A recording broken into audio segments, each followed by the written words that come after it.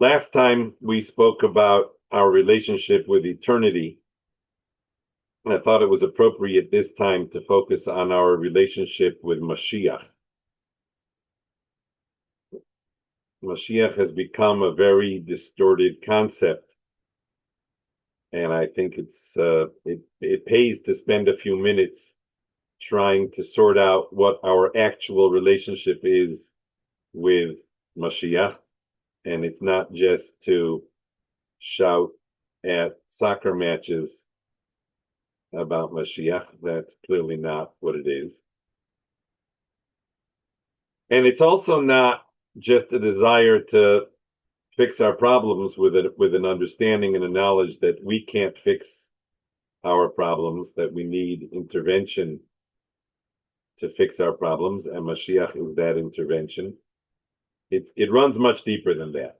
So let's just take a brief step back and remember that all of the 13 animamins, all of the beliefs that we have, they are all related to one idea, and that is Hashem Echad. So whether it's affirming that we know that everything in the world is only done by Hashem and led by Hashem, and there's no other source of anything in the world, whether it's affirming that he's the only one to whom we should be davening, affirming that he's an absolute unity, affirming. So all of those affirmations are all revolving around the words Hashem Echad. And if you're on the team, then anything that helps people know and experience Hashem Echad is good news. And anything that detracts from that, that causes Hester, that is part of what appears to be an absence of Hashem in the world, is bad news. So on a certain level, everything in the world, we can answer the question of, is it good for the Jews or is it bad for the Jews? That's the way that they used to always ask the question. We can now ask the question a little bit differently. Is it good for Hashem Echad or is it bad for Hashem Echad? Does it promote Hashem's presence in the world or does it demote Hashem's presence in the world? And there's nothing that promotes Hashem's presence in the world more than when he redeems his people. So we say as Yashir on a daily basis, and Chazal wax eloquent about how wonderful it is if a person would actually feel a sense of celebration when he says as Yashir, because what he's essentially then saying is that anything that promotes Hashem Echad in the world is good news, and that excites me. It's good news, and I am engaged with that. Even though what happens next might be more challenging.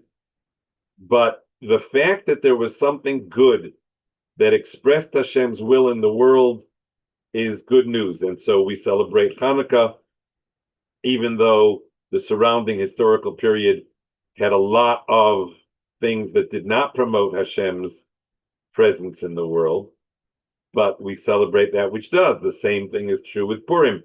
The same thing is true with all of the good news in the world where it is clear that it is coming from Hashem, and it's good news, and therefore we celebrate it. So if a person is observing mitzvos, that creates a Kiddush Hashem, and it enhances or promotes Hashem Echad, whereas if the opposite is the case, so then that demotes Hashem Echad. So, for example, when Hashem will revive all of the dead, and all of the righteous will come back alive, sustained only by Hashem's will, that will be a soul-bursting Kiddush Hashem. There will be so much Hashem Echad in the world that it will overwhelm anything else that goes on in the world. In fact, it'll overwhelm all of the previous miracles. That is also the case, and that is the focus of why it is that Mashiach is such an important concept.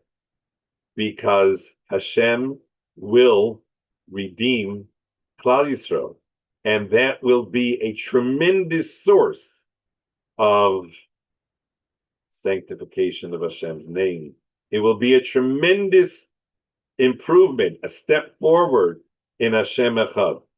And when everyone in the world is talking down about Jews, or if Chas v'sholem there are people willing to strike out against Jews, that's a terrible Chilul Hashem. So we are looking, when a person is looking forward to the coming of Mashiach, what he's really saying is, I am on the team, being mitzapeh, yearning for, looking forward to, when Hashem Echad. And in fact, v'hayo Hashem lemelech al kol haaretz, there will come a day, bayomahu, yeh Hashem Echad u'shmo Echad. It'll finally happen, where nobody will offer an alternate explanation for anything that goes on in the world. There will be only one explanation, Hashem Echad.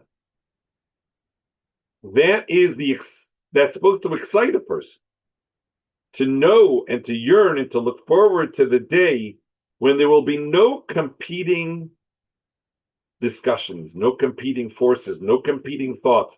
Nobody will say, yeah, but.